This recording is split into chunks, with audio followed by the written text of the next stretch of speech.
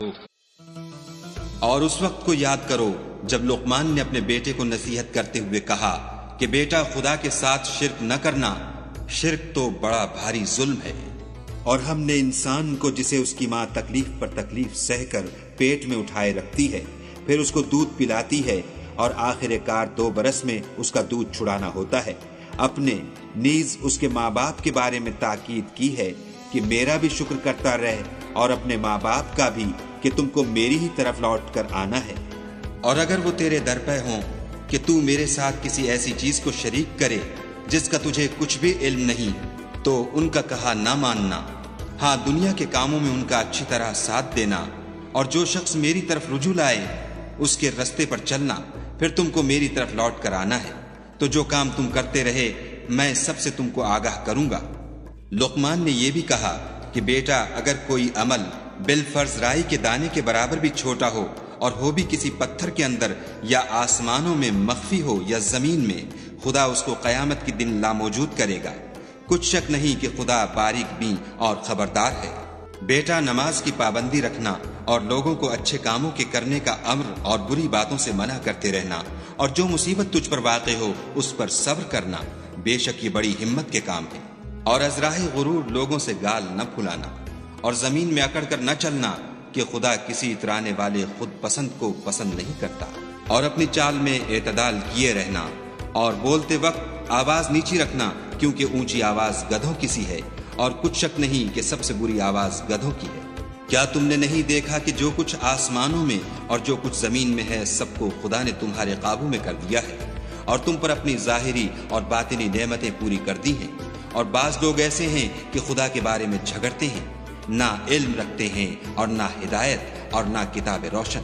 اور جب ان سے کہا جاتا ہے کہ جو کتاب خدا نے نازل فرمائی ہے اس کی پیروی کرو، تو کہتے ہیں کہ ہم تو اسی کی پیروی کریں گے جس پر اپنے باپ دادا کو پایا، بھلا اگرچہ شیطان ان کو دوزخ کے عذاب کی طرف بلاتا ہو تب بھی۔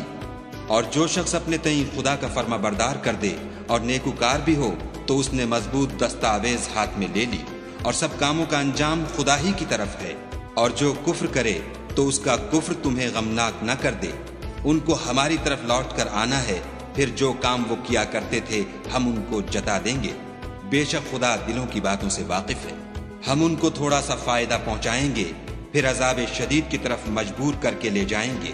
اور اگر تم ان سے پوچھو کہ آسمانوں اور زمین کو کس نے پیدا کیا، تو بول اٹھیں گے کہ خدا نے۔ کہہ دو کہ خدا کا شکر ہے، لیکن ان میں اکثر سمجھ نہیں رکھتے۔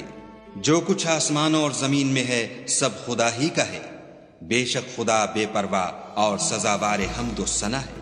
اور اگر یوں ہو کہ زمین میں جتنے درخت ہیں سب کے سب قلم ہوں، اور سمندر کا تمام پانی سیاہی ہو، اور اس کے بعد 7 سمندر اور سیاہی ہو جائیں، تو خدا کی باتیں یعنی اس کی صفتیں ختم نہ ہوں۔ بے شک خدا غالب حکمت والا ہے۔ خدا کو تمہارا پیدا کرنا اور جلا اٹھانا ایک شخص کے پیدا کرنے اور جلا اٹھانے کی طرح ہے۔ بے شک خدا سننے والا دیکھنے والا ہے۔ کیا تم نے نہیں دیکھا کہ خدا ہی رات کو دن میں داخل کرتا ہے اور وہی دن کو رات میں داخل کرتا ہے، اور اسی نے سورج اور چاند کو تمہارے زیر فرمان کر رکھا ہے، ہر ایک ایک وقت مقرر تک چل رہا ہے۔ اور یہ کہ خدا تمہارے سب اعمال سے خبردار ہے۔ یہ اس لیے کہ خدا کی ذات برحق ہے، اور جن کو یہ لوگ خدا کے سوا پکارتے ہیں وہ لغو ہیں، اور یہ کہ خدا ہی عالی رتبہ اور گرامی قدر ہے۔